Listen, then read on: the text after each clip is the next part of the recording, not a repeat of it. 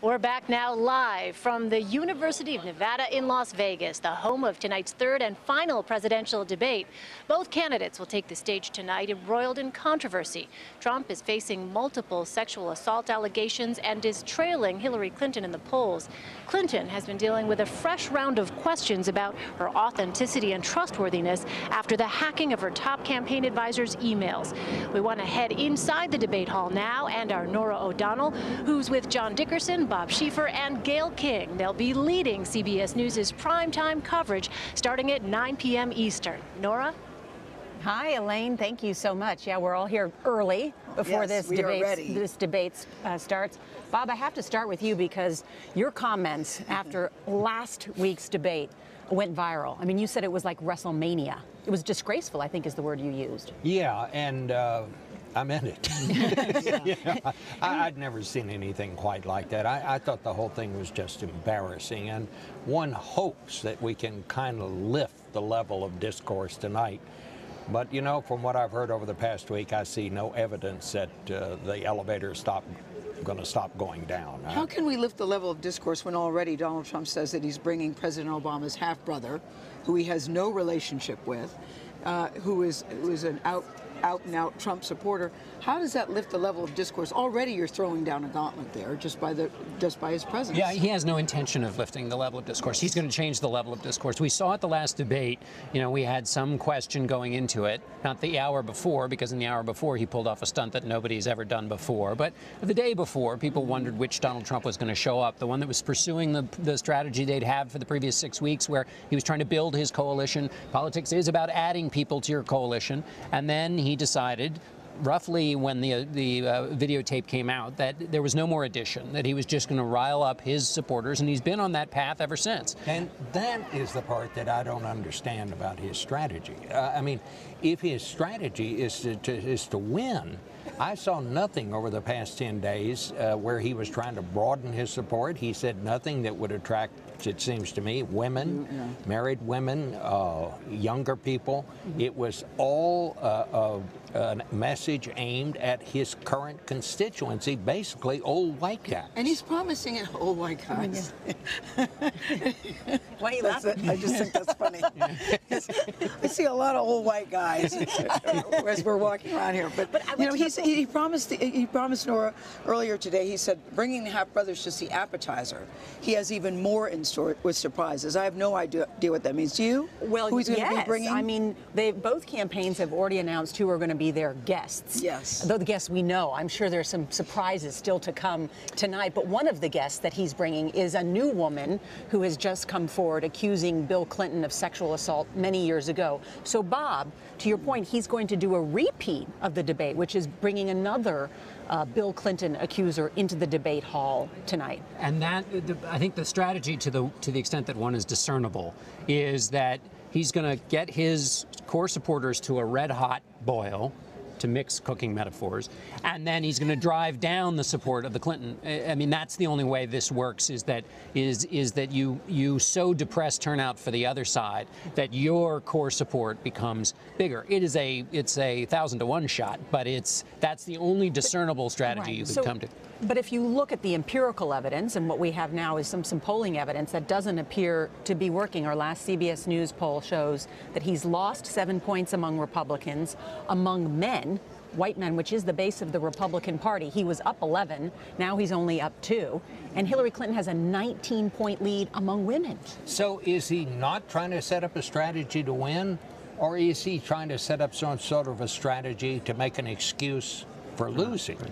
Is that what's going on here? I mean, and if so, all this talk about these vast conspiracies, you know, I really felt good when they finally came out and said it's all the fault of the news media. Yeah. It's always our fault, you know? Always. But this is the first time that I can recall we've been in league or in some sort of conspiracy with the big international banks. Now, that's a first. But it's been interesting to hear him talking about elections being rigged. But Kellyanne Conway today, for the first time, said, no, she doesn't actually think the elections are rigged. So I thought that was an interesting departure from him. You know, what happens is they depart. Kellyanne Conway will say something. His running mate will say, well, no, when we say rigged, we're talking about the media. And then Donald Trump says, no, actually, we're saying the vote itself is rigged. And And that's But what's so isn't it incendiary. more important that in a number of these battleground states that will decide this election, Florida, Ohio, Pennsylvania, they're all run by Republican governors. Yes. Yes. And many of them have Republican secretaries of state who said, we don't expect the system to be rigged Yeah. on election day. They expect a fair vote. And that's what makes this so ridiculous. But the other part of it is,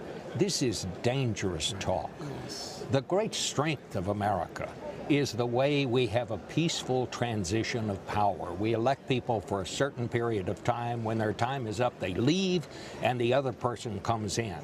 In so many countries, we don't have coups. We don't have people who refuse to leave office once their term is up. And when you start questioning the integrity of our vote and raising questions about the legitimacy of our elections, that's a real danger to America. It's a danger because of the violence that can come from the people who think they've been robbed of the vote, but it also is an act of intimidation to keep people from turning out. If I'm living in one of these, as Donald Trump called them, communities that are supposed to be watched by his supporters, and then when he names the communities, it's all African American communities that he names, that is an act basically of intimidation.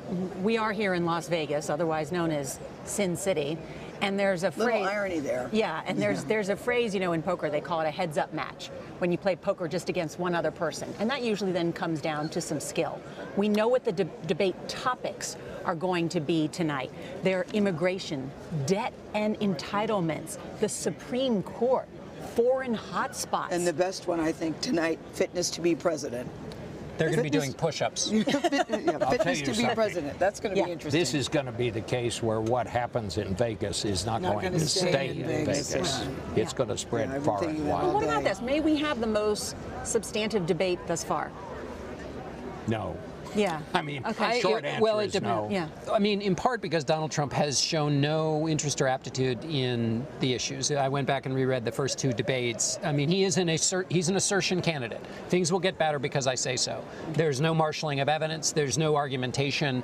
That's because he doesn't need it. He has appealed and connected to the voters in a very, very strong way, but to his core. And if it is true, as it appears to be from the last week and a half, that his strategy is to stick with his core, then he doesn't need to have a campaign or a debate of substance. He could just assert it'll be better, I'll beat ISIS, the economy will grow, immigration will be stopped.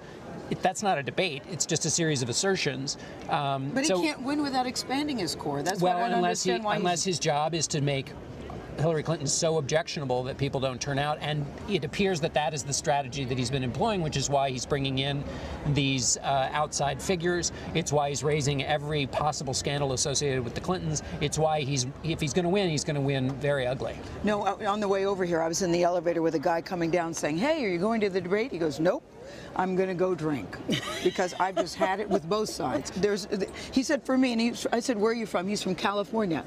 He said, "For me, there are no good choices." And he said, "To be honest with you, I'm just sad. I just stay in a constant state of sadness, and I'm just going to go drink." But people go and vote because they're voting for something, and that fellow He said he was going to vote, though. That's well, why that's that was good. interesting. I'm glad he to hear did tell that. me he was going to go vote. Yeah. But that's a way to depress the vote. Yeah. He's going to write in Johnny Walker. The thing I think Hillary Clinton will see from her tonight, back to your point, Nora, about substance is, and to Bob's point, is give people something to vote for. Yeah, she's done the defining Donald Trump, and he's done a pretty good job of that himself for the last 2 weeks. And he's embracing the full Donald Trump. And so she's going to try and make the case, here's what you should vote for. I suspect we'll hear some, I'll help the country come together kind of talk from her. So I think she's going to go right to what Bob's talking about. But up until this point, though, guys, doesn't it seem like a matter of voting against something as opposed to voting for someone? Yeah. And that's where we are, and that's what I think is so frightening for many people. And that is the time when people are going to vote against something. Yes. That's when not many people turn out to vote, and that's the danger. Maybe that's what Donald Trump is doing. I think it's fair to say the larger the turnout, the better the chance is that Hillary Clinton is going to win. The smaller the turnout, I think that would be Donald Trump's best chance. Well, the hall is starting to fill up. Yeah, Elaine, we're going to throw it back to you, but we'll just give you a sense of the room. We've seen Wayne Newton, of course, the famous Las Vegas Republican and entertainer is here. Mike Pence. Saw Mike Pence come in with a small army of people. Yeah, heading to his seat with his wife. So it's starting to fill up, but Elaine, we'll toss it back to you. And we saw our friend Jerry Insorello and his daughter Helena. They're here too. All right. Nora, thanks to you and your panel. I appreciate that look inside the debate hall.